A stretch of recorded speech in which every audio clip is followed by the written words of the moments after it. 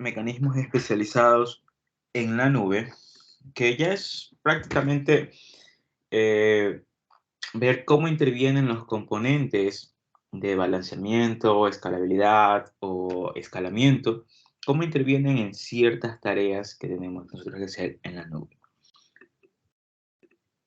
Entonces, el primero es el escalamiento automático.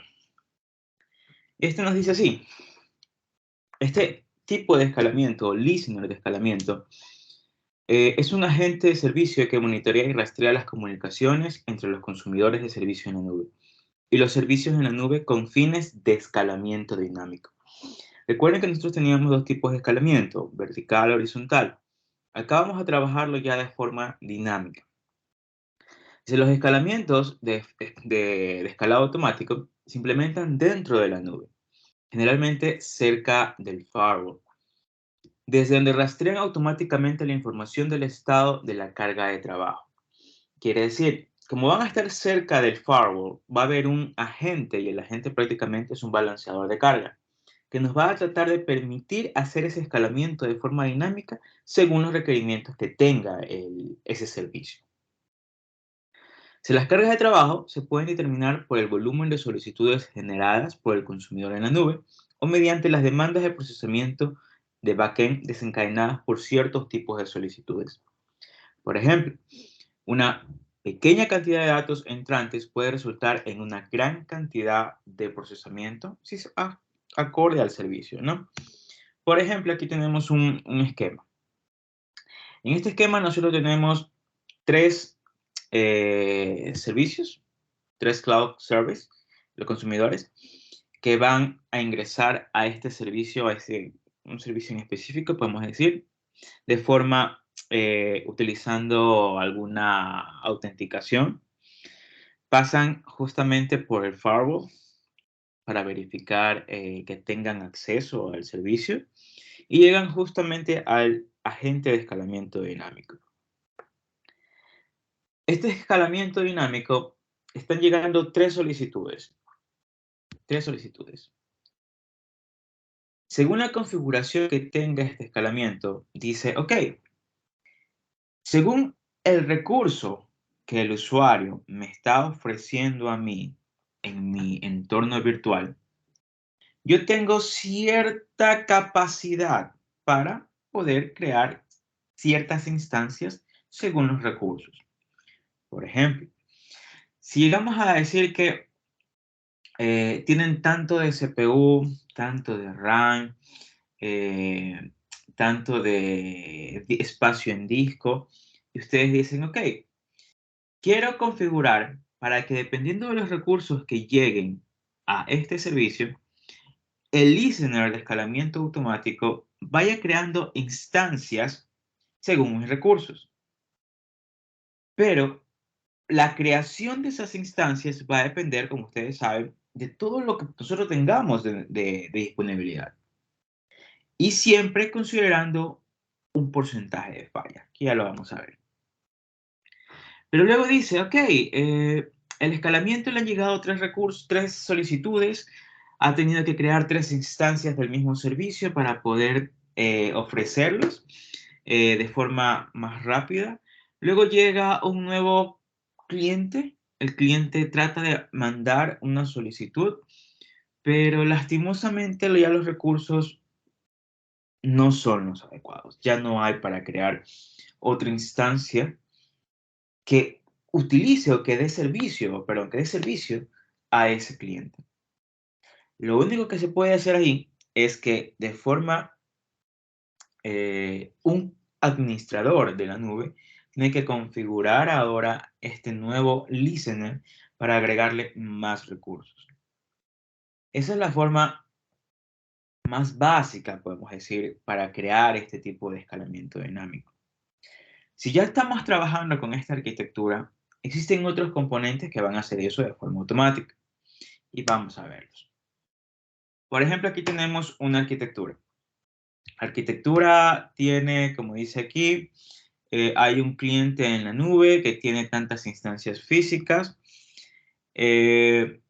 tiene un procesador virtual, 4 GB de RAM virtual, 128 cores de procesamiento, 512 GB de procesamiento virtual. O sea, fíjense que va a la escala, ¿no? De inicial, y lo máximo que puedes llegar a utilizar es eso.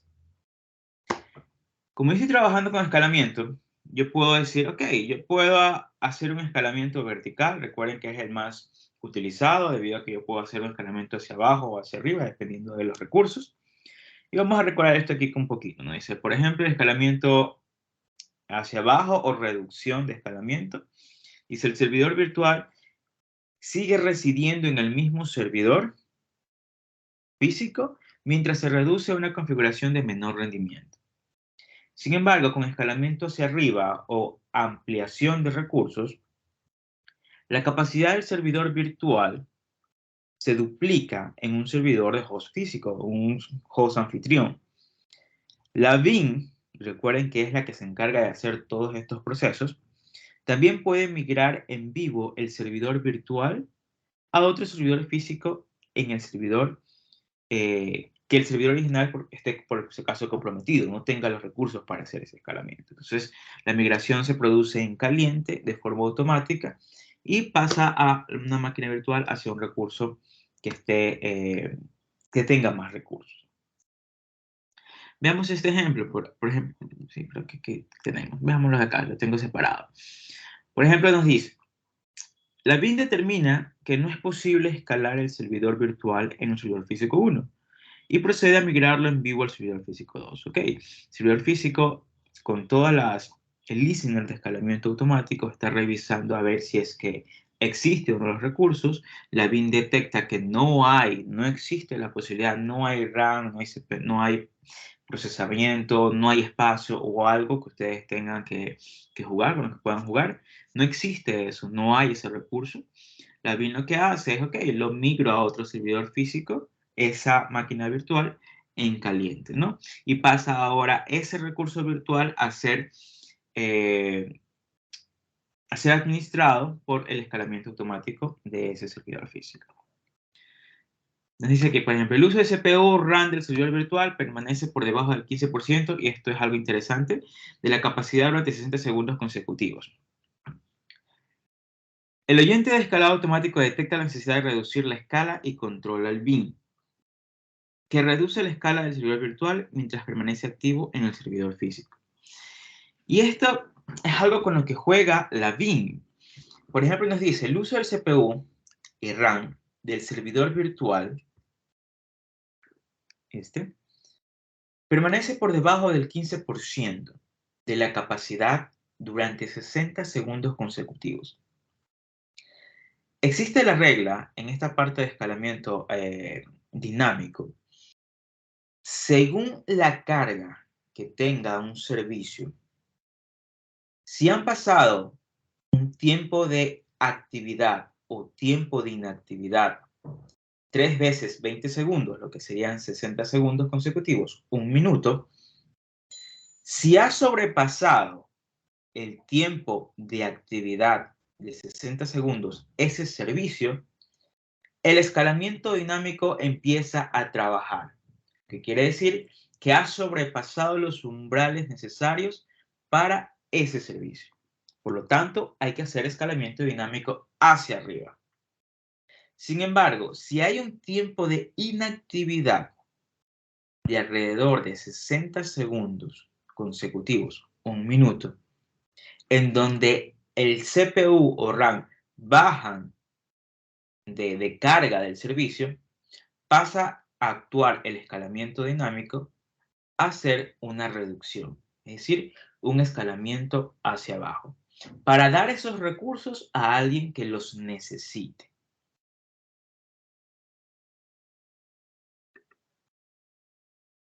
Como ya sé cómo es que trabaja el escalamiento dinámico, voy a centrarme ahora en el balanceador, porque hacer todo este tipo de escalamiento de administración o de agentes, el balanceador de carga es uno de los componentes principales, con los cuales yo puedo redirigir el tráfico según las instancias de servicios que yo tengo en la nube. Nos dice, un balanceador de carga Se implementa como agente de servicio que distribuye de manera transparente los mensajes de solicitud de carga de trabajo entrantes a través de dos implementaciones de servicios en las nubes redundantes, lo que a su vez maximiza el rendimiento para los consumidores de servicios en la nube. Y aquí tenemos esto, por ejemplo, veamos la imagen.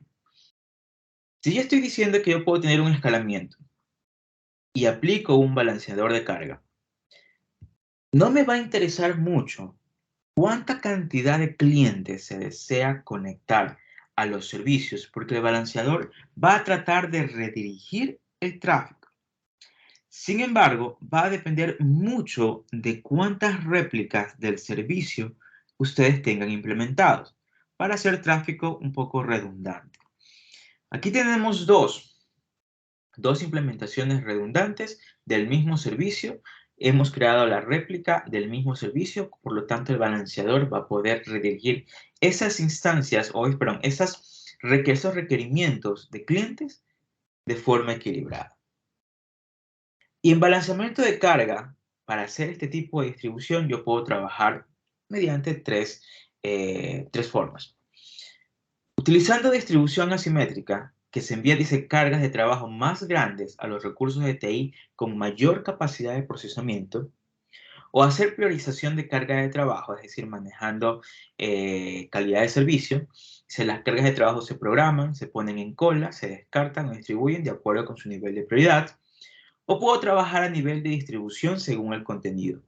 Las solicitudes se distribuyen a diferentes recursos de TI según lo dicta el contenido de su solicitud.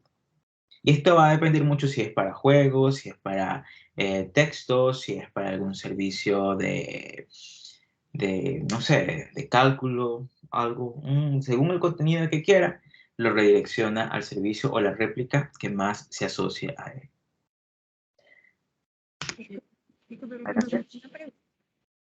Dígame.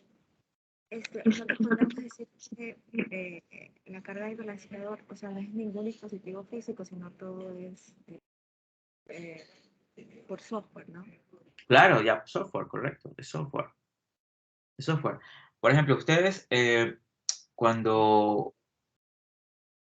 antes de seguir, si se está escuchando bien, por favor, me indican, no hay ningún retardo o algo, porque yo tuve problemas en internet. Sí, está bien, ok, gracias. No sé si usted ha logrado configurar un router y un MikroTik, que es el más básico, ¿no? Un MikroTik lo encuentra a $20, $30 y provee mucha funcionalidad, no de gran carga, pero al menos se puede trabajar y monear ese dispositivo. Cuando usted configura en los routers para que funcionen como balanceamiento de carga, que trabajen con balanceadores de carga, usted aplica prioridades. Es decir, ok, la dirección IP que maneja este servicio, le voy a dar prioridad 1, le voy a dar prioridad 2, le voy a dar prioridad 3, dependiendo de qué prioridad le esté dando, y va creando las colas.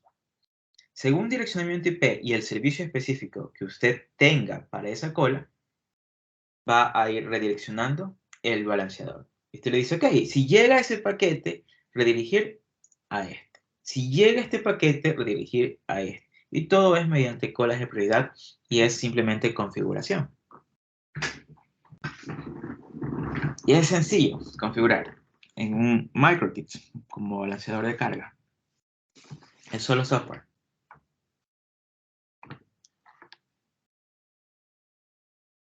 Si pueden, yo creería que sí, un MikroTik no cuesta más de eso, $20, $25, máximo 30. Un MikroTik básico. A ver si tengo aquí uno. Ahí. Creo que era así. No. MikroTik.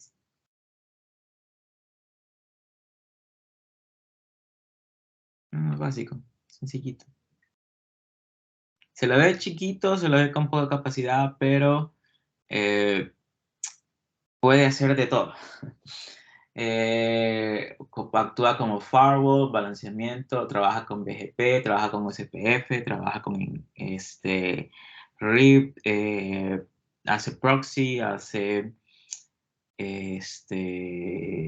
NAT también. O sea, tiene de todo para trabajar este pequeño equipito.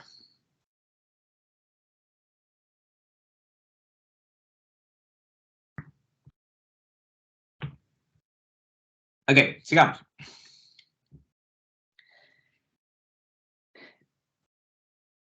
El siguiente que vamos a ver es el SLA Monitor. Y no estoy seguro si ya lo mencioné con anterioridad, pero el SLA es algo que de aquí en adelante, aquellos que vayan a trabajar en data centers o algo de consultorías o sí, bueno, de consultorías, data centers más que nada, siempre van a hablar de los SLA. El SLA. Y el SLA es el mecanismo de supervisión. Este mecanismo de supervisión se utiliza para observar específicamente el rendimiento en tiempo de ejecución. Y fíjense que estoy diciendo el SLA Monitor, el monitoreo o mecanismo de supervisión. Porque ustedes van a poder encontrar muchos SLA. SLA de monitoreo, SLA de redundancia, el SLA de de supervisión, en cambio, no de agente, sino más bien de regulaciones. Siempre van a hablar de los SLA, que es la parte de supervisión. Ahorita es el SLA Monitor, el monitoreo del SLA, de las partes de la supervisión. Específicamente el rendimiento en tiempo de ejecución de los servicios en la nube para garantizar que cumplan requisitos contractuales de calidad de servicio. Como ven, ahí viene el punto clave, calidad de servicio. Porque siempre van a escuchar SLA, porque siempre vamos a hablar de calidad de servicio. Entonces, todas esas reglas de calidad de servicio, de que ustedes dicen, yo necesito que tal servicio tenga este tipo de procesamiento, tenga esta capacidad, necesita este ancho de banda siempre fijo, son reglas. Entonces, todas esas reglas se publican en el SLA. Y el SLA Monitor debe estar verificando que las reglas se cumplan. Porque si una regla no se cumple, quiere decir que ha habido algún problema, tiene que empezar a verificar y obvio va a perjudicar al cliente o no podría haber algún cobro por ese servicio. Porque obvio no está cumpliendo las reglas del SLA. Dice, los datos recopilados por el monitoreo del SLA son procesados por un sistema de gestión de SLA. Fíjense que aquí ya viene el sistema de gestión, que es este, el Agent Pooling Monitor SLA, el agente de monitoreo del SLA. Para agregarlos a las métricas de informes del SLA. El sistema puede reparar de forma proactiva o realizar una conmutación por error de los servicios en la nube, cuando se producen condiciones excepcionales, como cuando el monitor de SLA informa que un servicio en la nube está inactivo.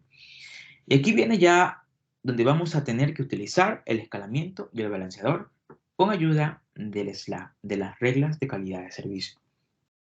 Si esas reglas me indican a mí de que algo está fallando, de que un servicio está inactivo o de que un servicio necesita réplica, el SLA Monitor va a monitorear todas esas fallas para poder mandar las acciones respectivas para que funcione el balanceador o escalamiento.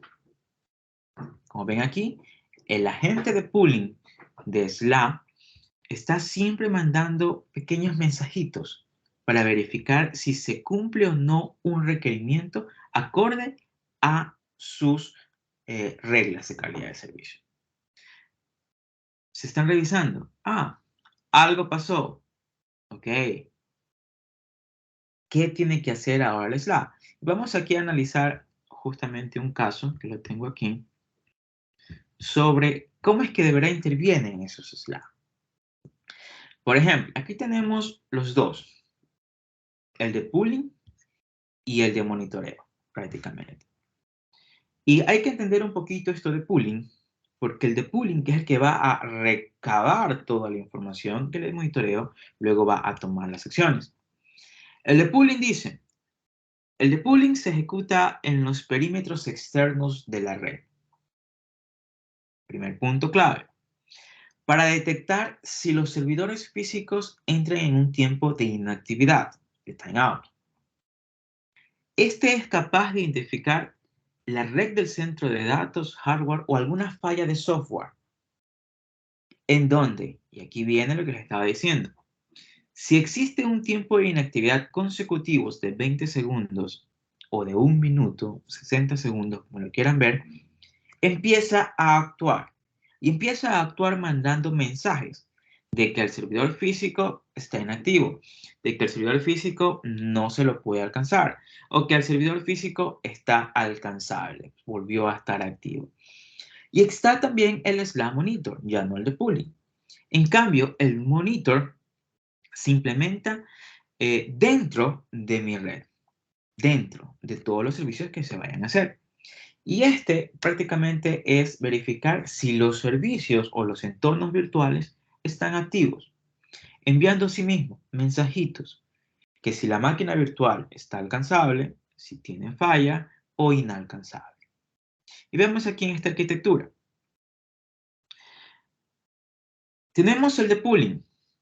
El depulling está recabando si los servidores físicos están justamente activos. Digamos que ha pasado una falla, algo, sucedió una falla en algún punto de mi red. Fíjense que estamos trabajando igual con la red perimetral. Llegó a pasar algo, ok, el depulling recaba la información que el servidor está inactivo o en un tiempo tal, tiempo 1 y en un tiempo 2 el servidor lastimosamente ya no se logró alcanzar. Logró habiendo pasado los 60 segundos. Si en cambio esa estructura en un tiempo T3 volvió a estar activa, el depulling pasa a ser exactamente lo mismo. Ah, ok, ya logré alcanzar en un tiempo T4, como ven aquí, ese servicio. Y el agente de monitoreo manda sus diferentes mensajes. Creo yo que lo veremos mejor aquí. Por ejemplo, tenemos este servidor físico. Obvio va a pasar por toda mi red perimetral. Tengo mi servidor físico. El servidor físico tiene 3 instancias de máquinas virtuales. VM1, VM2 y VM3. El depulling está mandando mensajes. Pasaron 60 segundos y el timeout dice, ok, no hay, no hay, no hay. ¿Ok? Lastimosamente es inalcanzable. Inalcanzable, lo que significa que el de la gente va a mandar a la BIM a decir, hey, ¿sabes qué? No está alcanzable las máquinas virtuales. VM1, VM2, VM3. VM1, VM2, VM3 tienen una falla. Si llegase otra vez a levantarse esas fallas, el depulling dice, ok, ya puedo alcanzar a ese servidor físico.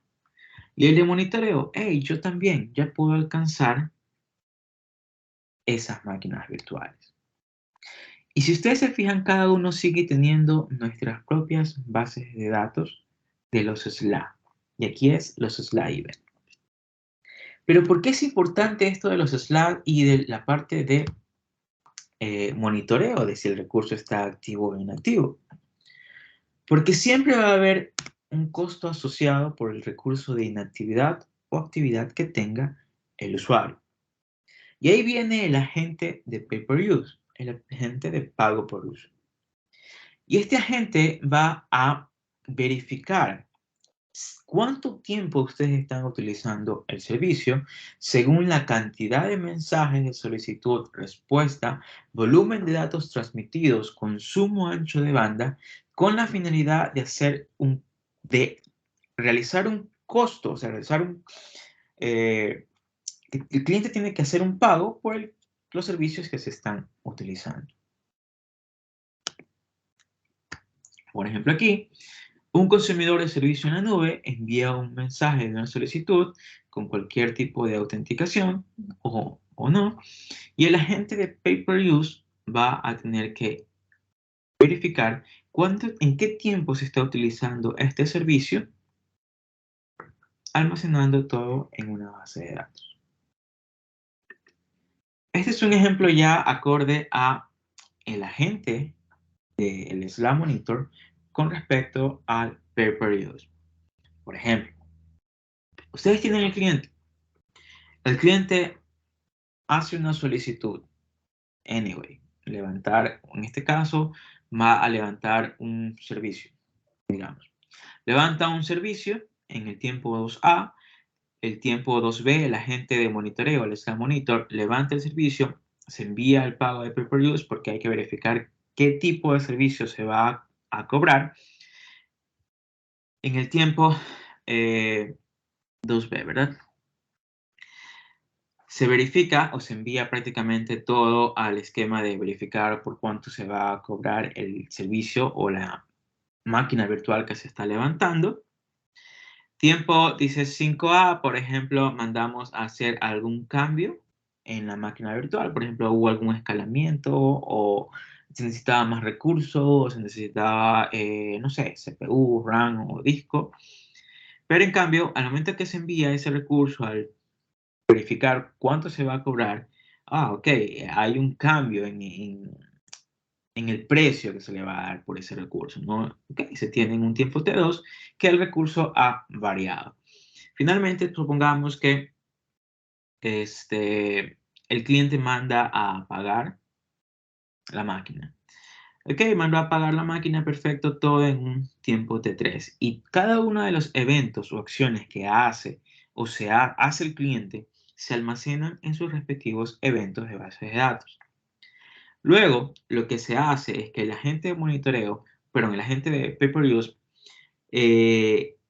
realiza los cálculos asociados a cuántos fueron los recursos que el cliente utilizó. El cliente finalmente, obvio, verifica en sus portales de administración o en el portal de pago, que ya lo vamos a nombrar ya mismo, cuánto es el tiempo que el usuario o cuánto es el costo asociado por el uso de los recursos que tiene que pagar. Obvio, se hace dependiendo del precio por el recurso, en un tiempo T2 menos T1, T3 menos T2, y se le da el pago asociado que tiene que pagar el cliente. Trabajando, obviamente, con el Slack Monitor y el pago y el agente de pay-per-use.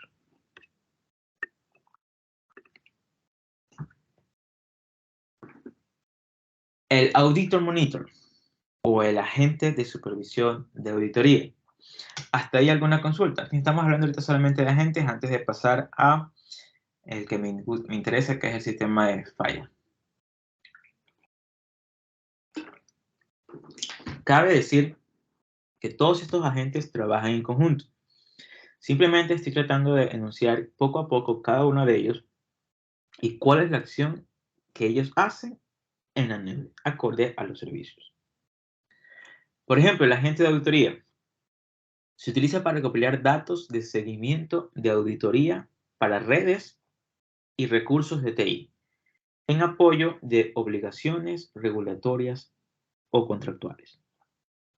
Y aquí tenemos este pequeño ejemplo que creo que se vería mejor. Un cliente solicita acceso a un servicio en la nube enviando un mensaje de solicitud de inicio con ciertas credenciales de seguridad. El agente de auditoría dice, ok, intercepta el mensaje según lo que tenga el servicio, según lo que se haya autenticado, procesa las credenciales de seguridad y se genera un mensaje de respuesta para el consumidor del servicio en nube, además de los resultados del intento de inicio de sesión, dependiendo de si es que se le da acceso o no. El agente de auditoría intercepta el mensaje de respuesta y almacena todos los detalles del evento de inicio de sesión recopilados en la base de datos de registros, según los requisitos de la política de auditoría de la organización. Se ha concedido acceso y se envía una respuesta al consumidor de servicios en la nube.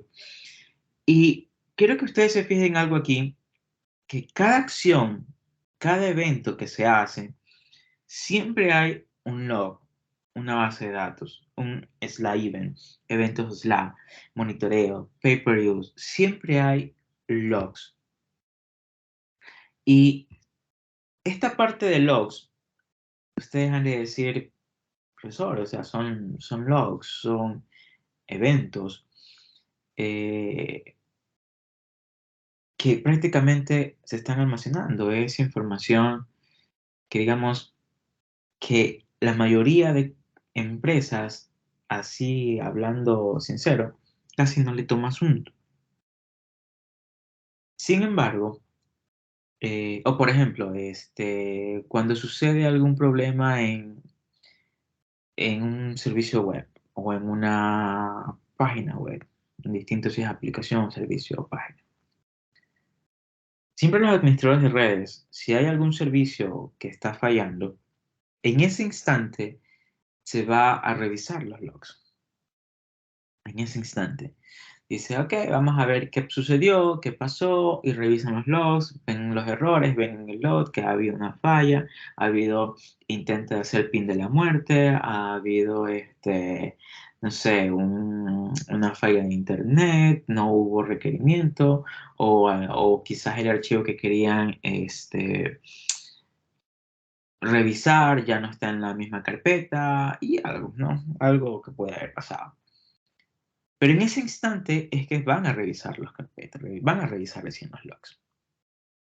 Actualmente, o hace unos años, mejor dicho, unos 2, 3 años atrás, yo leí un libro, se lo voy a poner en el canal, un libro que decía I heart logs, yo amo los logs. Y es porque ahora se tiene esa premisa de decir, los logs no solamente pueden ir a revisarlos cuando ya ha pasado la acción, sino los logs pueden ser revisados antes de que suceda una acción.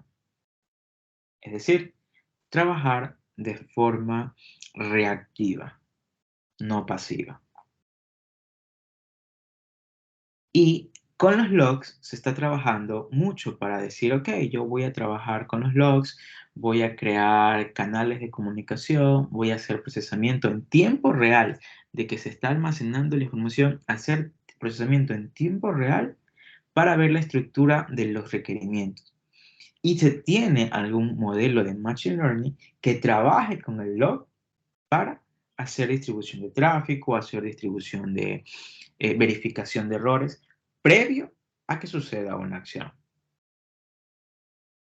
Ya no es simplemente los logs están ahí para cuando suceda algo. Y esa política aún en Ecuador no la manejan mucho. Esa política aún hay que cambiarla porque hay que ser sinceros, levantar la arquitectura computacional en la nube para que haga todo eso conlleva tiempo y conocimiento. ¿Alguna pregunta antes de seguir?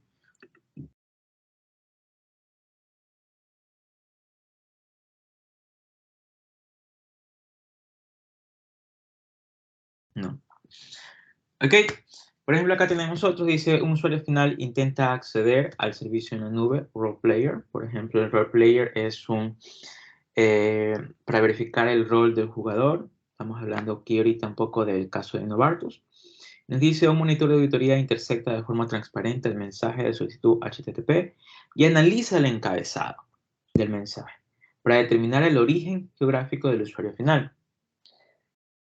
Manda al agente de auditoría, verifica el rol, entra al servicio y se envía la respuesta. Pero esto de Innovartus es un escenario muy interesante. Como ellos trabajan con juegos en línea, con juegos, existen ciertas solicitudes según los perfiles del usuario o según las acciones que puede hacer el usuario.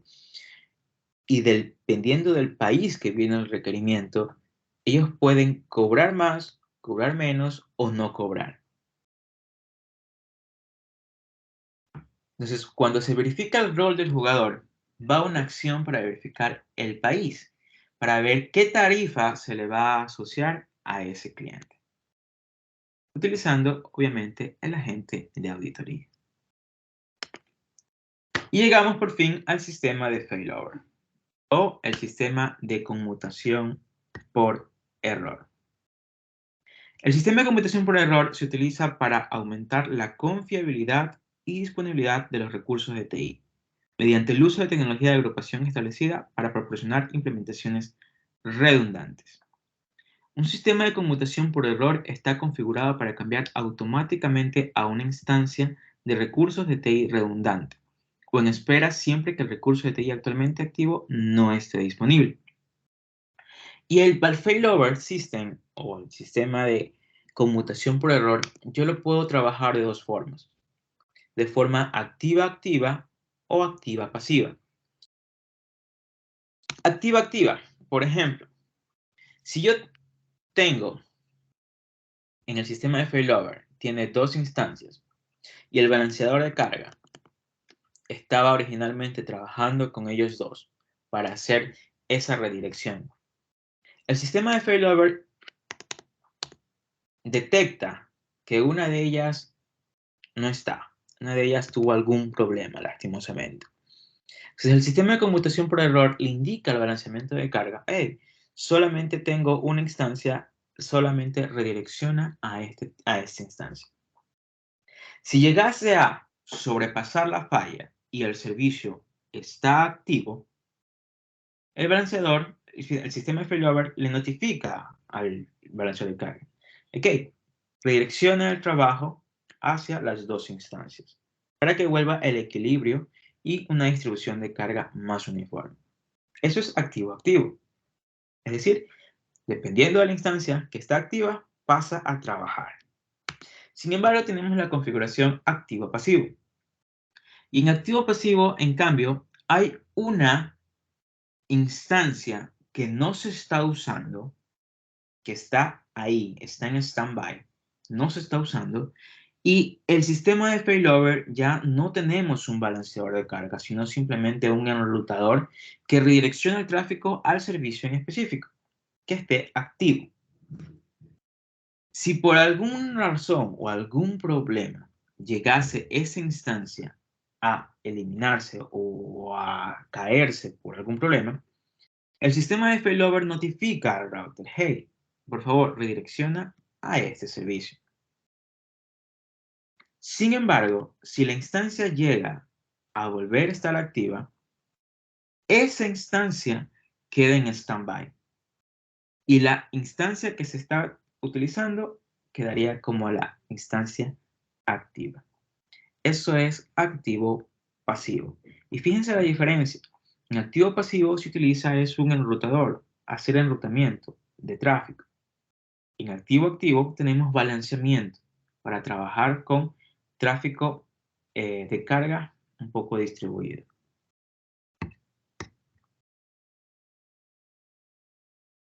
¿Preguntas hasta ahí? El sistema de failover. ¿No? Perfecto. Sencillo, yo creo que son sencillos las arquitecturas. No solamente hay que entender un poquito y ya. Ahora vamos a empezar a la parte de clusterización.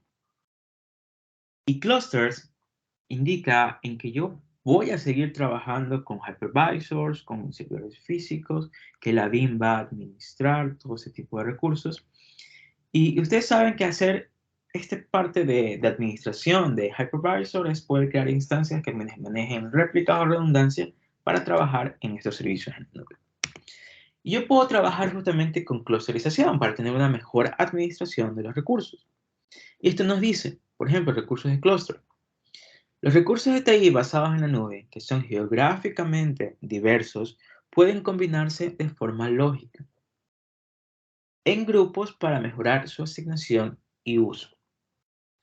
El mecanismo de clúster de recursos se utiliza para agrupar varias instancias de recursos de TI para que puedan funcionar como un solo recurso de TI.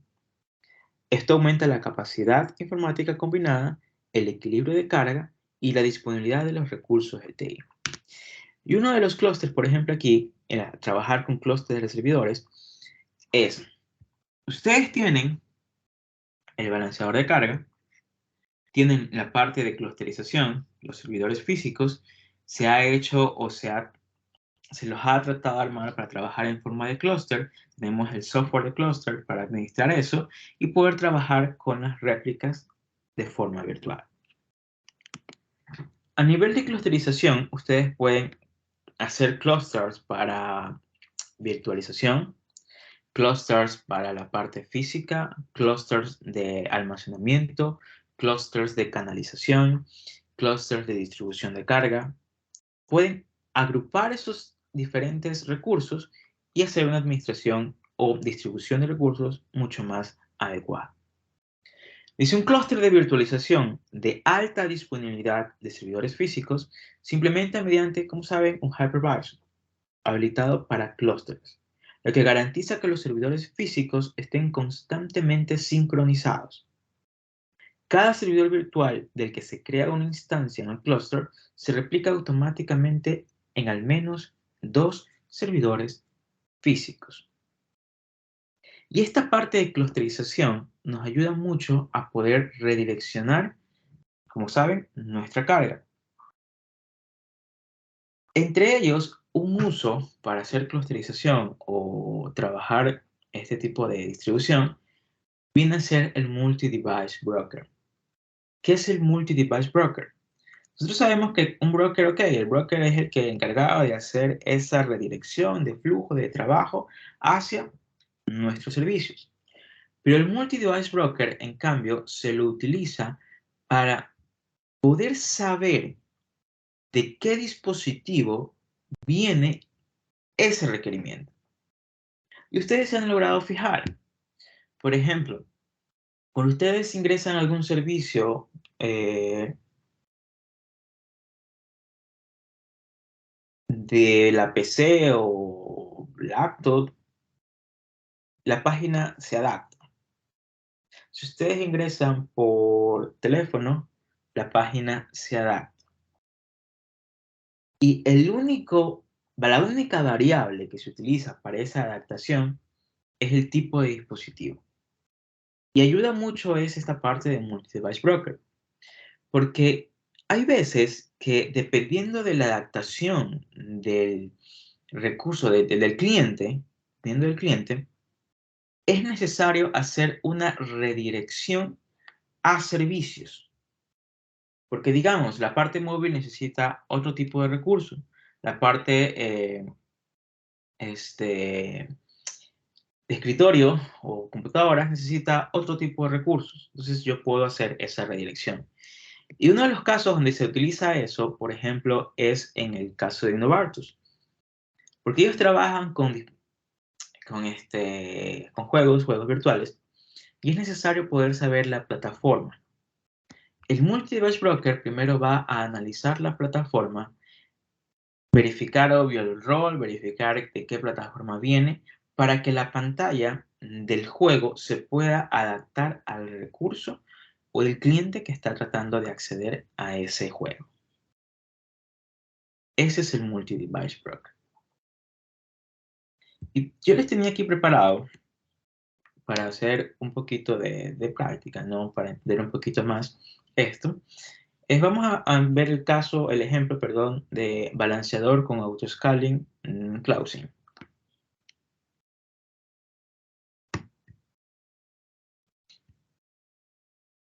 Aquí está. Por ejemplo, este es el ejemplo que nos trae Closing Plus para trabajar con balanceamiento y autoscaling horizontal. Y este es sencillo. Nos dice, ok, voy a utilizar, quiero bajar esto. Voy a utilizar, por ejemplo, dice host 50. Cada host 32 CPUs. Trinidad, ¿no? 4 máquinas virtuales y 6 cloudlets. El Cloud Sync para la simulación, el Data Center Broker, el host, la máquina virtual y la lista de cloudlets. No varía. Veamos acá justamente la creación, antes de ir poco a poco, ¿no? Data Center. Creamos el Data Center con la lista de hosts. Vamos a ver la parte de hosts. Crear hosts es sencilla, como saben. Se crea dependiendo del número de núcleos. Se crean los hosts, tanto de RAM, tanto de storage, tanto de ancho de banda. No varía. Creamos algo que quiero que vean. Los cloudlets. Creamos los cloudlets dependiendo de la longitud. Y aquí es algo interesante. Fíjense que los cloudlets aquí han utilizado de forma dinámica podemos decir, tienen una lista de cloudlets de 2000, 4000, 10.000, 16.000, 22.000, 30.000 y 20.000. Y es el número que se está utilizando acá para saber cuál va a ser la longitud del cloudlet que se va a crear. Máquina virtual, lo mismo. Creamos máquinas virtuales con tanto de RAM, ancho de banda y tamaño. Y fíjense que estamos utilizando tiempo compartido. Pero aquí viene la parte de interesante que les estaba diciendo de balanceamiento con escalamiento. Yo les dije que hay que ver justo el tiempo de inactividad del recurso o tiempo de actividad del recurso. Aquí se está utilizando que si la máquina virtual está sobrecargada y ha pasado el 70% en el uso del CPU, va a hacer algo. Y en este caso, escalamiento. Y aquí nos dice, ok, vamos a crear el escalamiento horizontal de una máquina virtual. Y recuerden que hacer escalamiento horizontal es crear un nuevo recurso crear una nueva máquina virtual con nuevos recursos. Entonces, vamos a hacer escalamiento horizontal, en donde, fíjense, se va a crear en cambio una nueva máquina que vea o revise según si está o no sobrecargado el recurso. Y por supuesto, se le va a agregar a cada máquina virtual que se está creando, verificar ese escalamiento.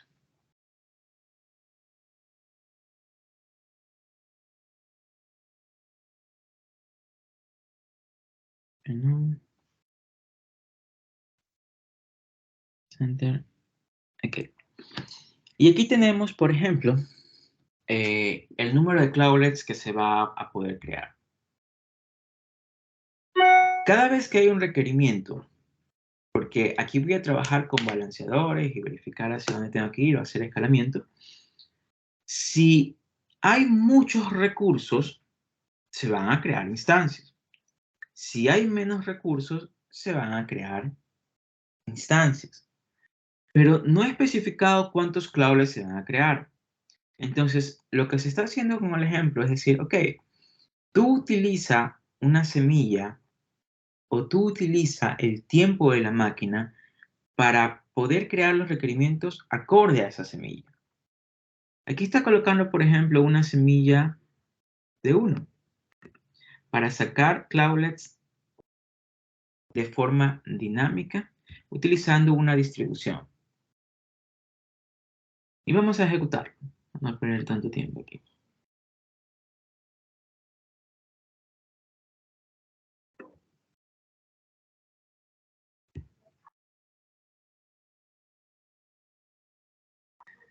Se fue, no quería que se vaya.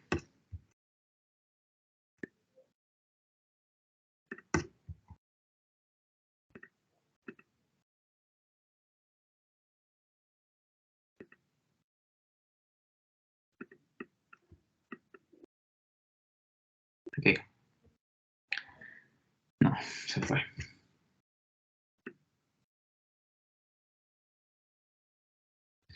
Ok. Fíjense, aquí estamos creando cloudlets.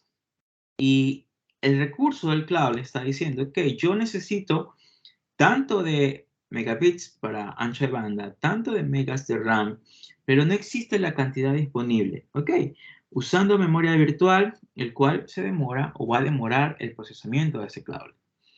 Hasta que no exista el recurso disponible, por ejemplo, el cloudlet 22 terminó en la máquina 10 y regresó al broker. Van a estar los requerimientos enviándose al cloudlet porque, ok, yo necesito hacer escalamiento, necesito poder ver que el cloudlet, los recursos que necesita el cloudlet, se puedan utilizar.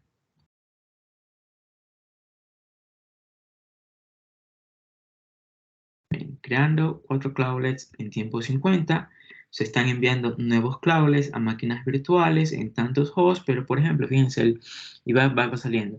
Cloudlet 32 requiere tanto de RAM, requiere tanto de megabits. Ok, hay que por lo menos mandar a hacer escalamiento, escalamiento, escalamiento. Y se van encolando todos esos recursos. Hasta que serían procesados. Fíjense que dependiendo del cloudlet, dice, ok, ¿cuántos estás utilizando?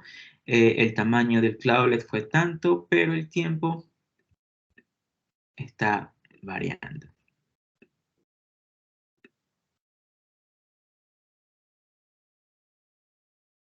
Vamos a utilizar una semilla distinta. Voy a utilizar la semilla con respecto a el tiempo. Sin semilla, solo utilice la semilla del tiempo. Para ver cuántos cloudlets salen acorde al tiempo de mi máquina.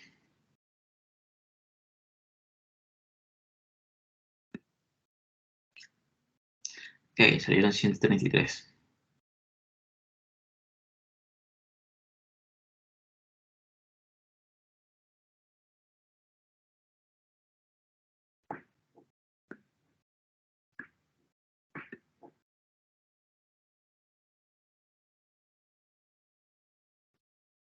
¿Se fijan? Todo depende mucho de cómo se utilice el escalamiento. Vamos a poner aquí que sature a un 80%. Voy a colocarle...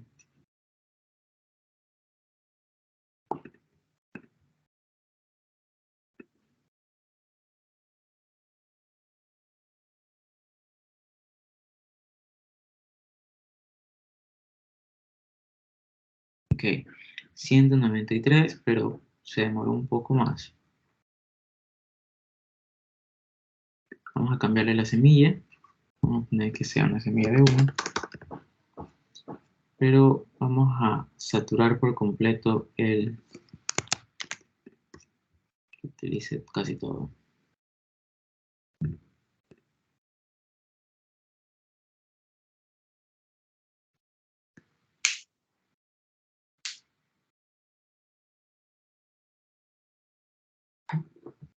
$63. Éxito, ID, Center, Cloudlets, procesadores y los tiempos de ejecución. Ahora, lo que habría que revisar bien ahora en este ejemplo es saber cuánto de verdad se demoró, por ejemplo, el Cloudlet 65 en ser procesado. Fíjense, fue el último en procesar.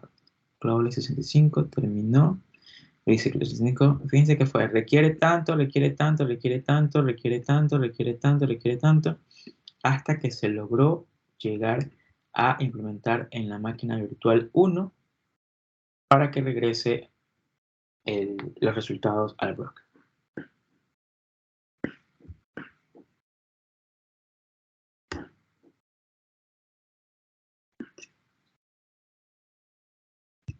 Y por último, vamos a ver los mecanismos de gestión en la nube, que esos son los más sencillos.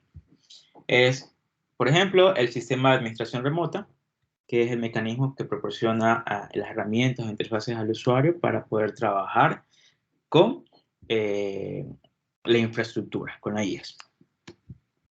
Tenemos el sistema de administración remota, por ejemplo, la parte del portal de administración y usos. Tenemos el portal de autoservicios, en donde el cliente mismo es el que va creando todas sus instancias. Este, por ejemplo, nos dice, se trata esencialmente de un portal de compras que permite a los consumidores en la nube buscar una lista actualizada de servicios en la nube y recursos ETI que están disponibles en su proveedor en la nube. ¿Y cómo se los usa? Sencillo, ok, el cliente simplemente accede a los portales cautivos, claro, tienen cierto nombre dependiendo de la funcionalidad. Portal de administración y uso de los recursos, portal de autoservicio, y verificar justamente qué es lo que están utilizando, qué es lo que van ustedes a implementar y que ustedes mismos realicen ese tipo de acciones.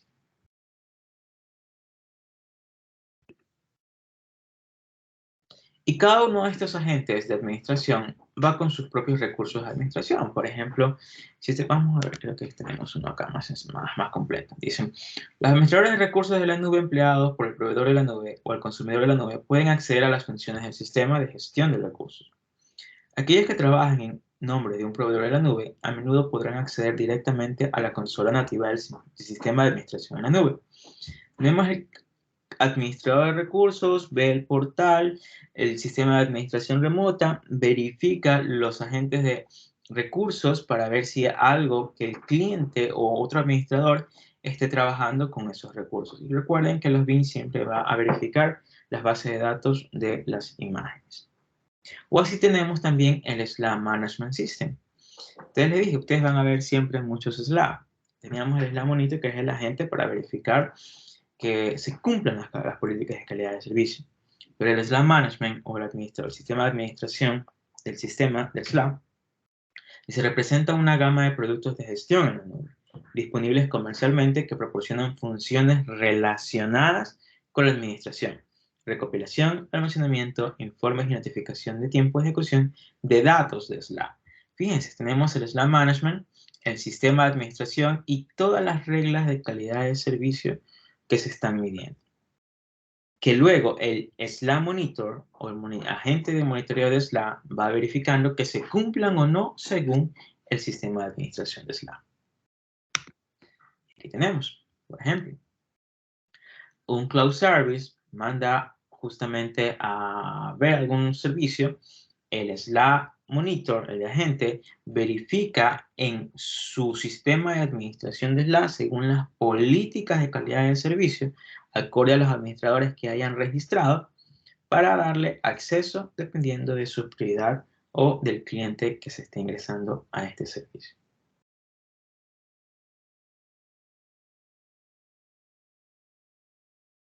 Preguntas. O también ustedes pueden encontrar ya con el agente de pago. El agente de pago, en cambio, tiene también su sistema de administración de pago, en donde el sistema de administración de pago puede tener el repositorio con todas las políticas de pay-per-use para que el sistema de administración vaya, para que la gente de monitoreo de pay-per-use verifique en el sistema de administración de pago todas esas políticas y que el cliente se le cobre según su membresía, digamos. ¿Preguntas? Esas serían las arquitecturas comunes, pero ya con tecnología, ¿no? Sé que ustedes ya saben esto.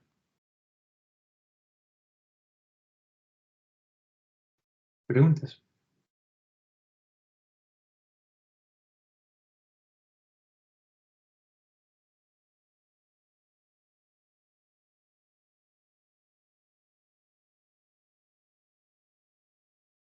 ¿Ninguna? Ok, terminamos arquitecturas a menos mecanismos.